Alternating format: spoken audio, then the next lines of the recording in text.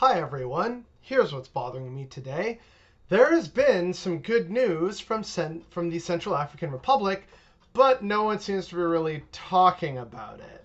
I know, Nigeria is kind of in the news, and between some other things that are going on, I think the time is finally here to talk about the geopolitics and the significance of West Africa, Central Africa, and a renewed scramble for Africa. So I guess here on Sunday we're announcing a new mini-series on the history of French involvement and neocolonialism in West Africa. Canada is dipping its toes into this, and what this means for Africa and broader geopolitics as well. But before we get to that, I want to talk about the Central African Republic. Now, they have just basically been in a civil war and a very long, contentious conflict since about 2012. I could probably do a whole week's worth of episodes on this, and it still wouldn't be enough to cover everything that's happened. And I'm not going to do that because I know it would bore a lot of people. But in short, so far, it seems like, according to the local UN envoy, that the Central African Republic is finally on its way to peaceful and free elections. This is huge considering that even just 2 years ago, it seemed like there was no end in sight to the violence, and the Central African Republic may tear itself apart because of, again, largely Christian South and a predominantly Muslim North. Now, again, this has to do with European powers and imperialism and not respecting local tribes, religions, cultures, people and tribes who are migratory. And so this plagues a lot of nations from Senegal to Sudan in an area that is known as the Sahel. It's a transitionary zone between the Sahara Desert and the more forested and jungled parts of West and Central Africa. Now, because of this usually means that there was a lot of trade. And so this is how, after various camel caravans and trading caravans came across and of course slave caravans came across the Sahara, it brought with it Islam to West and Central Africa, or at least the northern parts of it.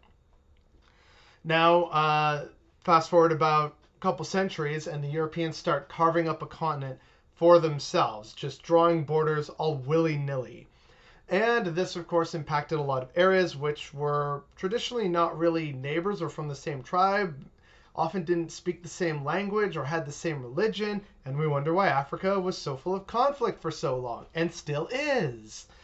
But this, yet again, plagued the Central African Republic for a long time. I'll drop some links below to give people broad summaries that they can read on their own time.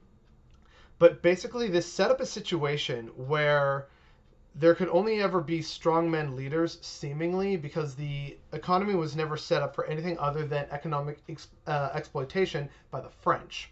And so this results in a very poor economic system that usually results in the people at the top making all the money. And this is why there's mass poverty. And so strongmen tend to rise to the top, and then they have to pay their militias or their army officers to, still keep the peace, lest they be the ones cooed themselves. And it's been a cycle of this. And so if you factor in different tribal alliances and different religious groups, then you just have a recipe for conflict. And that's kind of where the conflict starts in 2012 with a contested election.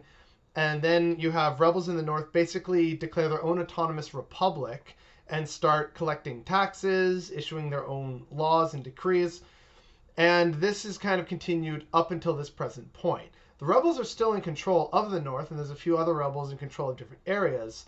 And the government and what are also known as anti-Balaka or Balaka militias in the south, which are ostensibly against Muslims in the north. I'm broadly oversimplifying and overstating a lot of things, but I'm just trying to give the broad situation and show how just messed up this whole situation was. And so I really want to celebrate the fact that the Central African Republic finally, after like 8 years of prolonged conflict and ethnic tensions and religious tensions and borderline genocide, have finally come to the point where it seems that there may be peace and some actual elections.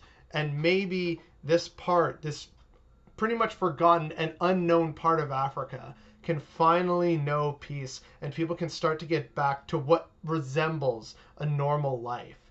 And the fact that this wasn't talked about really in the news, and that we haven't been celebrating the little wins for the little guy around the world, is definitely what was bothering me today.